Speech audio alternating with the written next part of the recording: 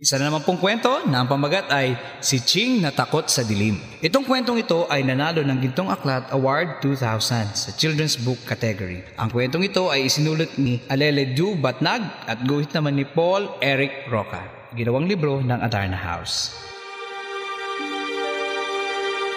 Si Ching ay takot sa dilim. Kapag gabi na, natatakot siyang lumabas sa madilim na bakuran. Natatakot siyang pumasok sa mga gilid na walang ilaw.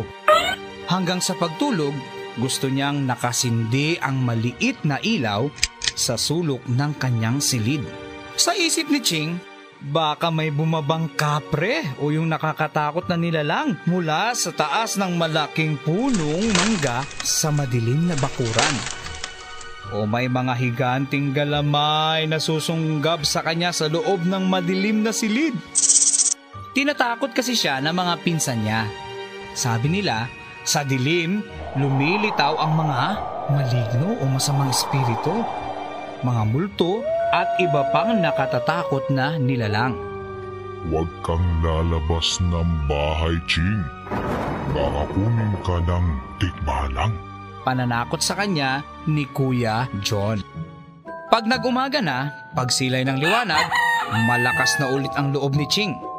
Naniniwala siyang nalulusaw sa liwanag ang mga maligno at kampo nito.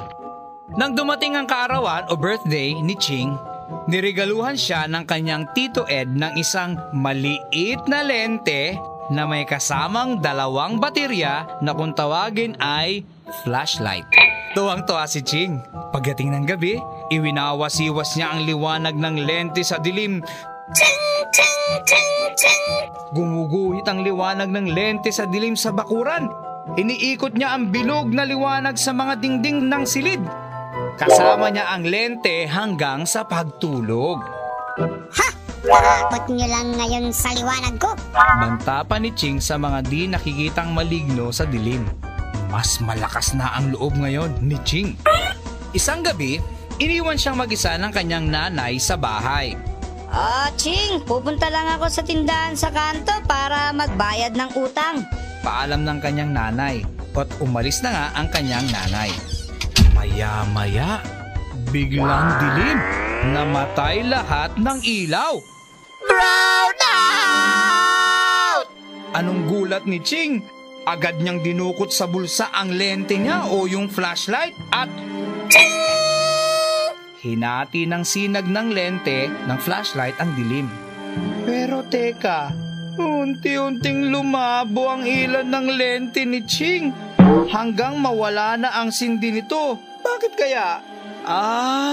Ubos na pala ang baterya. Takot na takot si Ching. Napakadilim at wala pa ang nanay niya. Pumikit na lang si Ching at hinintay na dakmain siya ng mga malamig at mabalahibong kamay ng mga maligno.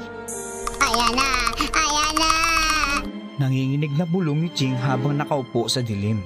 Ngunit pagdilat niya, nag-iisa pa rin siya. Wala kahit isang anino ng mga maligno o mga multo. At napansin ni Ching, unti-unti niyang naaaninag ang loob ng bahay. Parang lumilinaw ang mata niya sa dilim. Humakbang siyang dahan-dahan at natisod niya ang nakakalat ng laruan sa sahig.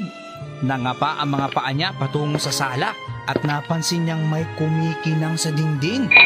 Umaandap na kulay luntian o color neon green ang mga numbers doon sa malaking orasan sa dingding. May napansin din siyang kumikinang sa plato na nakapatong doon sa may table sa sala.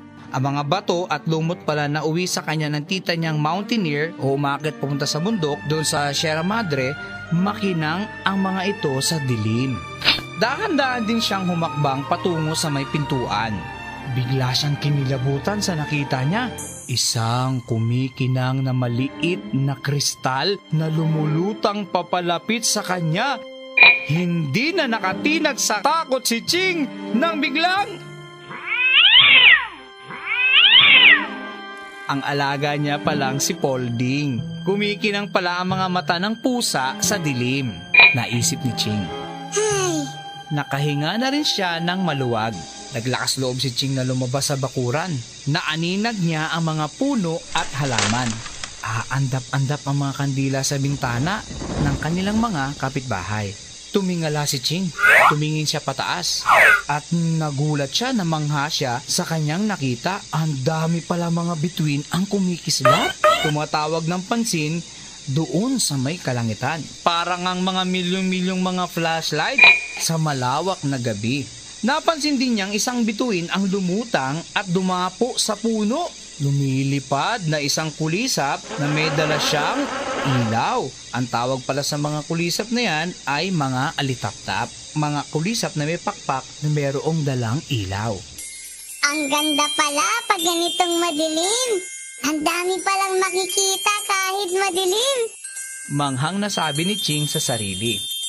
Maya-maya pa, may naghiyawan sa mga kapitbahay at halos sabay-sabay na lumiwanag ang mga kabahayan. Ano kaya nangyari? Pati na yung bahay nila Ching. May ilaw na! Nang gabing iyon, hindi na nga mga maligno ang naiisip ni Ching sa dilim. Bago siya mahiga, bahagyang binuksan ni Ching ang bintana at sinabi sa kanyang nanay. Nay, pakipatay na po ang ilaw sa silid. At tinanaw ni Ching ang mga bituin sa labas ng bintana bago siya pumikit at natulog ng mahimbing. Yan ang kwento nating si Ching na takot sa dilim.